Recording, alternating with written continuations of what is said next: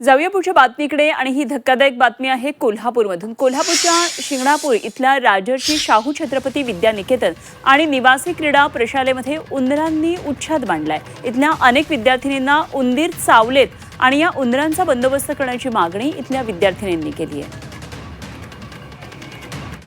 वर्षातून 3 वेळा मला उंदर चावलेले आहेत।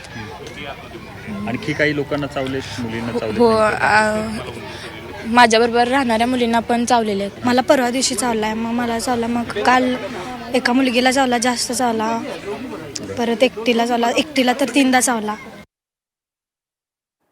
तर काय नेमकी सगळी परिस्थिती आहे, आढावा घेतलाय आमचे प्रतिनिधी प्रताप नाईक यांनी। कोल्हापूर जिल्ह्यात असणाऱ्या शिंगणापुरातल्या निवासी क्रीडा प्रशालेमध्ये आपण पाहतो उंदरांनी उच्छाद मांडलेला आहे। यातील 2 ते 3 मुलींना आपण पाहतो की उंदरांनी चावा घेतलेला आहे। ही राजश्री शाहू विद्यानिकेतन निवासी क्रीडा प्रशाला आहे, जिल्हा परिषदेची आहे।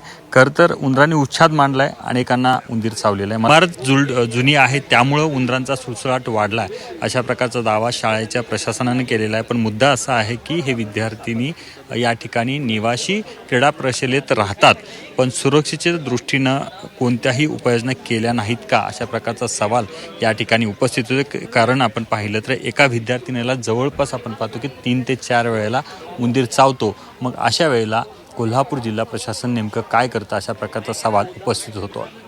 कॅमेरा मिथुन प्रताप नाईक, G24 तास, कोल्हापूर।